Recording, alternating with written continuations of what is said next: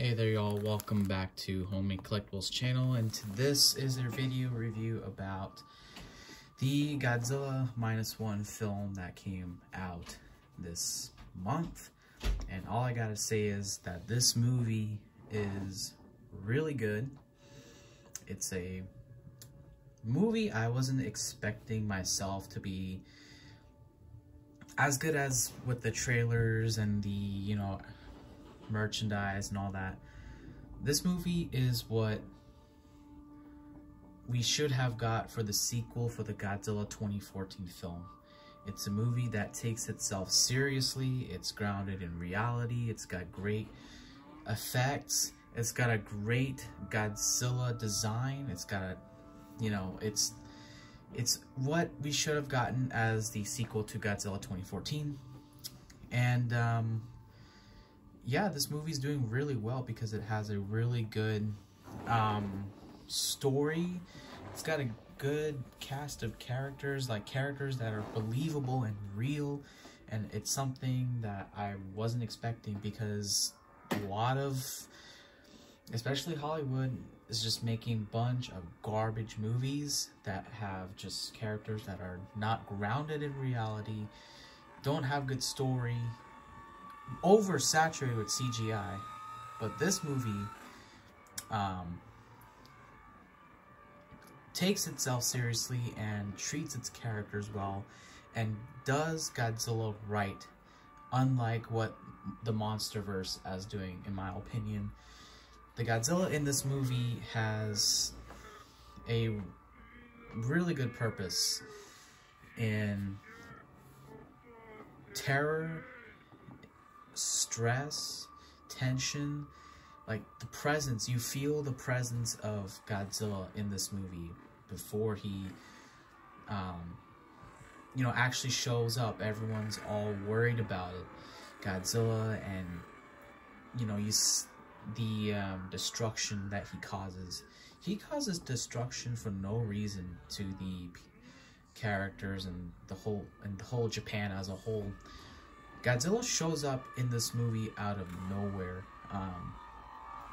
Spoiler alert, we see Godzilla before he gets nuked, and it's pretty scary. It's a lot like a T-Rex with giant spikes, a massive T-Rex.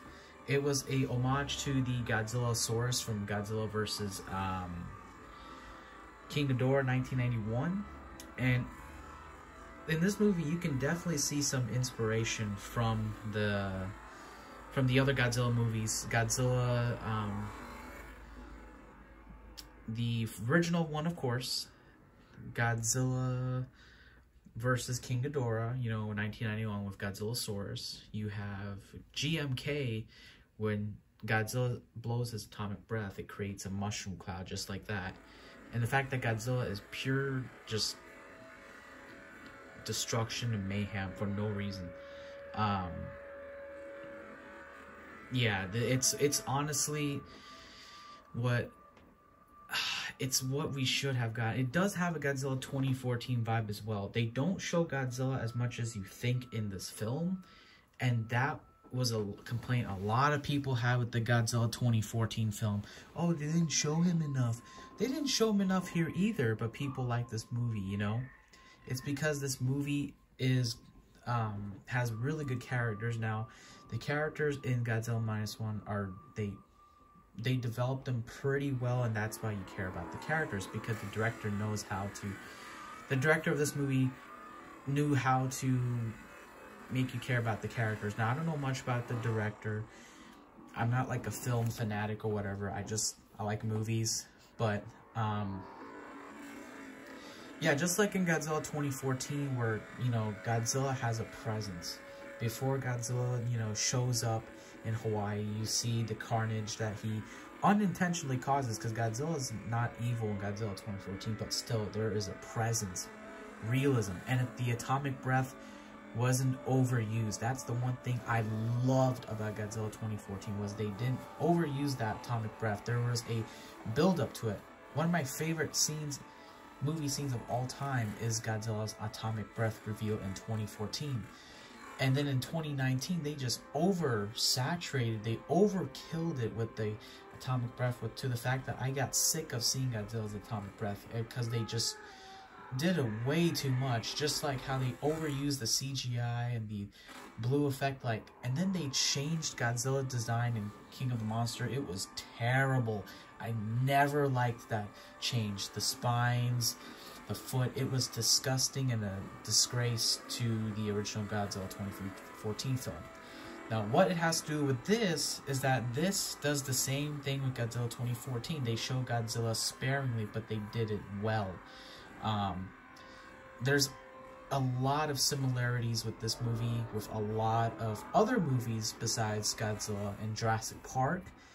Jaws especially, we see more of Godzilla in the water than we do in land in this movie, because it has a lot of Jaws inspiration to it.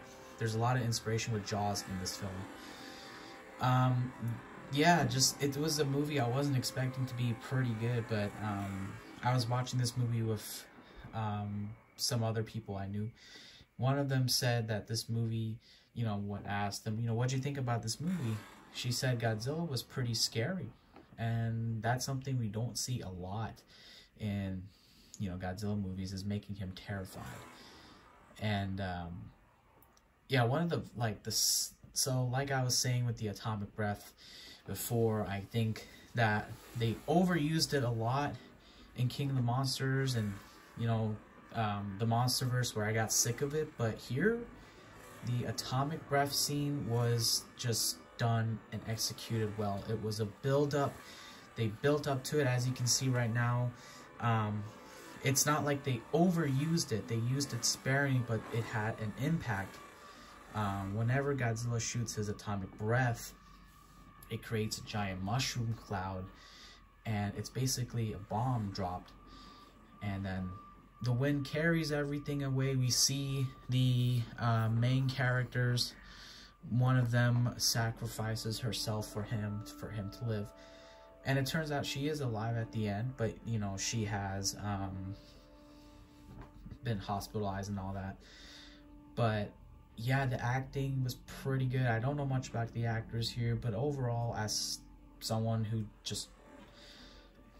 Yeah, I've heard stuff about how good this movie was, so it got me interested. I wasn't really interested in seeing this movie, honestly, because movies in general were kind of in a shit show. I just honestly didn't care. But I hope Toho continues to make movies like this. And now that, I've seen the trailer for Godzilla X Kong, I'm kind of less excited about that, because I know it's going to be just a CGI fest, nonsense characters. I just hope that Godzilla X Kong, they put some effort into it. They put some effort into the effects or the characters a little bit, because this movie, I hope, does so well that it wakes up Hollywood, because this is the kind of movies we don't get anymore. There are some things about this movie, Godzilla -1, it's not perfect.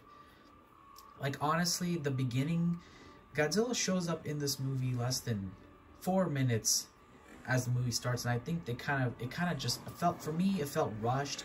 I think it should have been a little slow build up, with the main character landing on Odo Island, I think is it, and then Godzilla just shows up. He just shows up and kills a bunch of these technicians for his plane. Yeah, there's a pretty good the main character, I don't know his name, but he's really good. His character's really good. But yeah, overall, we're almost reaching 10 minutes. Out of 10, I give this movie an 8. It's a good movie. It's a good movie, and it just came out of nowhere. And, this and Shin, this does have a comparison with Shin, but I like this movie way better than Shin Godzilla. I did not like Shin Godzilla. I hated the evolving Godzilla shit, and then he has, things coming out of his tail at the end. The Godzilla in that design is great, but overall, I did not like it at all. But this, see, if you put Godzilla 1998 and put it in this movie, people would eat that design up. They would want an SH Monster Arts, a Bandai Movie Monster series. It's not about how good or bad the design is. It's how you use that design. If you use that design right, like Godzilla -1, Godzilla 2014, then people like the movie and the design. But if you use that design pretty bad, people won't like it. But overall, you know, I hope that's my opinion. Please like, share, comment, and subscribe. Check out my merch in the link below. Let me know what you think about this movie and your favorite scene and all that jazz. Thanks for watching. Have a good one.